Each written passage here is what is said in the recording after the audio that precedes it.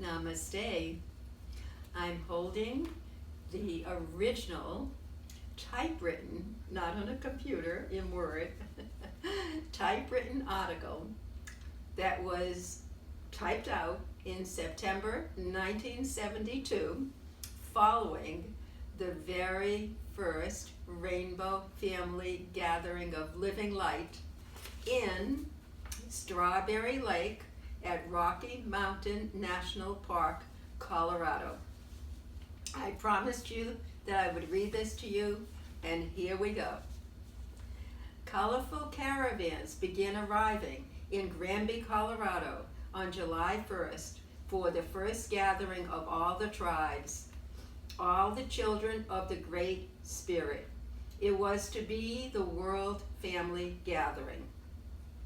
The new American Indian was everywhere present. We had come to fulfill Black Elk's vision to establish intertribal communication and to exchange energies. It had been prophesied that one day the spirit of the Indian would return to the high country to live and to worship nature. That day would be marked by the appearance of a white buffalo, which would symbolize the Great Spirit's presence. On the 2nd of July, the clouds in the east parted. They lifted, and the white snow outline of a four-legged animal, which we interpreted to be the buffalo, was revealed on the highest mountain peak. The vision was being fulfilled, and it was clearly recognized that this was just the beginning. The National Guard, state troopers, local police, and politicians, believing that this was to be another drug rock festival in the 70s following the 60s, tried to prevent the gathering from its inception. Roadblocks erected for the express purpose of blocking our way would only mean that the new American Indian would have to hike 15 extra miles to its destination, a 320-acre site called New Jerusalem, Mandala City, which had been donated by a local rancher named Paul Geffendorfer. One of the purposes of this gathering was to show by living example, a word I coined for the purpose was exemplatize, to show by living example that there are many people who wish to live in peace on this planet Earth as brothers and sisters, all of us loving and respecting each other, another human, in rainbow colors. Some are yellow, some are red, some are white, some are black, some are brown.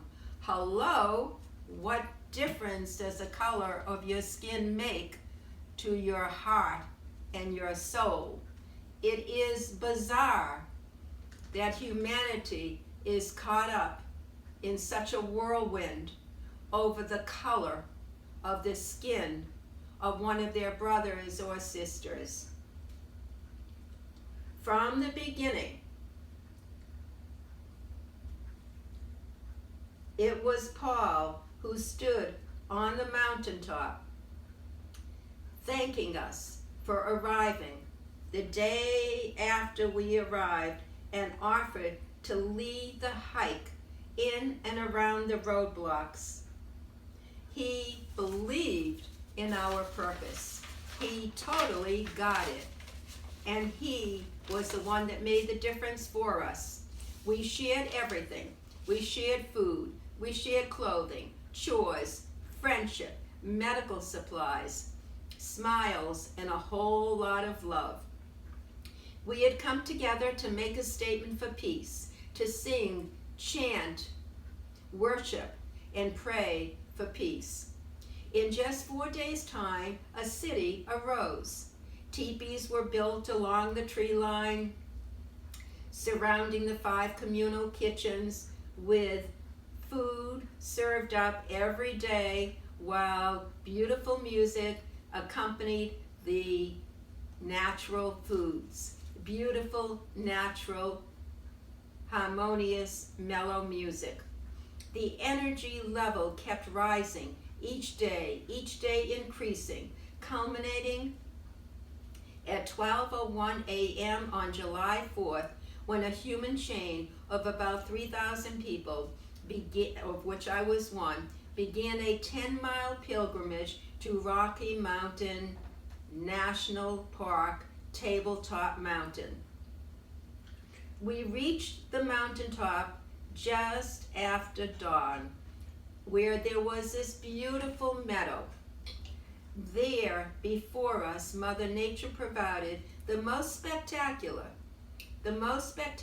huge, natural amphitheater. Wildflowers abounded everywhere. At the highest point, 3 banners flew in the wind, 2 dye-dyed in rainbow colors, probably by Zubin from Woodstock, New York, and his wife Shohastra, author of the original Rainbow Family book. A beautiful flute was coming from the tree line.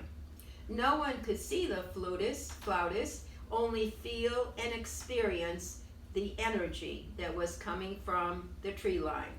It was as though we were a planetary family ordained by the organic flow of the universe and in harmony with it. As Black Elk related in, quote, The Great Vision, his book, and when I looked down upon my people yonder, the clouds passed over, blessing them with friendly rain, and stood in the east with a flaming rainbow over it.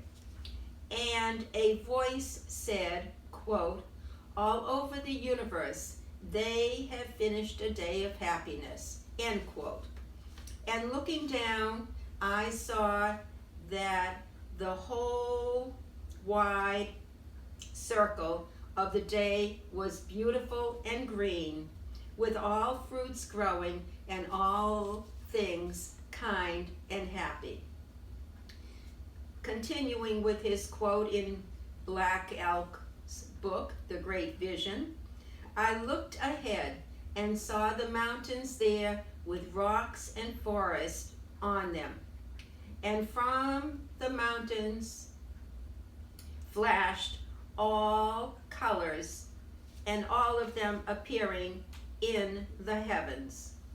Then I was standing on the highest mountain of them all, and round about beneath me was the whole hoop of the world.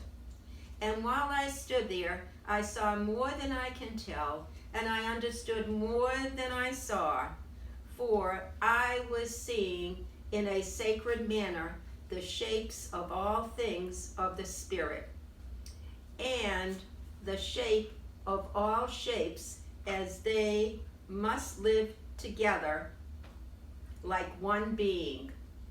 And I saw that it was sacred. It was a sacred hoop of my people. It was one of many hoops that made one circle, while in the daylight and as starlight, and in the center grew one slightly flowering tree to shelter all the children of one mother and one father. And I saw that it was holy. And I saw that it was holy. A huge circle formed in the center of the meadow, and all of us clasped each other's hands. From the circle, an Om chant arose with which echoed straight throughout the meadow. Included in that circle was a man in a wheelchair who had been carried by 20 or more people up the mountain. After singing and dancing and prayer by us, a fruit feast took place, which had been provided by the townspeople of Granby, who were coming around to what we were there for and what we represented and our purpose.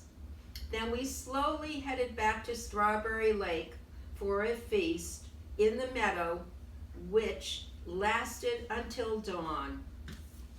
On the 5th day, the gathering began to break homeward with energies destined for the rest of this country. Some stayed to clean up the land. One of the brothers who stayed on sent us the following message, quote, "The white buffalo still watches over Strawberry Lake as the last remaining brothers and sisters pack out our leftover equipment, our leftover supplies, and garbage from Rainbow Mandala City.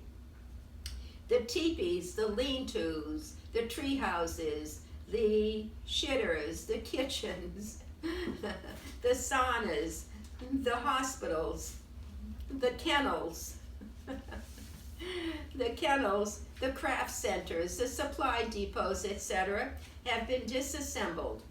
Water runoff trenches on the trails have been dug to prevent erosion during the rains. 1,200 new saplings have been planted to replace the few damaged trees. The trenches have been filled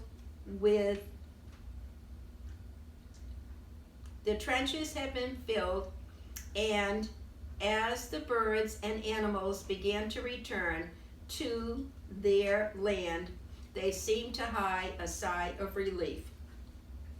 In a town council meeting, the Rainbow family invited all local,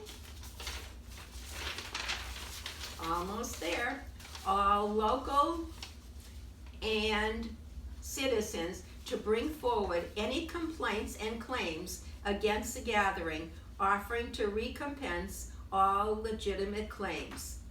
Despite all the hassling that had taken place throughout this event by local businesses and citizens, this meeting turned out to be very calm and the atmosphere was peaceful. It was everything we had hoped for. After the meeting, everyone adjourned to Olson's Bar for a big party, and we parted in great spirits. Over a ton of grains, cereals, and other foodstuffs have been packed down the mountains to be distributed to various communes by the Rainbow family, and to supply a winter crop and a winter camp which is being established nearby in the hope that we can build a permanent community based on our experience at Strawberry Lake. A permanent rainbow community in a small area of the forest that can hold at least 50,000 people in a year in the future. Barry's grandchildren would like to go. As we were leaving Colorado, many hitchhikers lined the road with signs which read, East, West, Ohio, LA, Boston. In the middle, a young woman held a sign which read, Anywhere. The Rainbow family gathering has not ended. It has just dispersed. And I am proud and happy to call myself a Rainbow Sister of the Living Light. Namaste.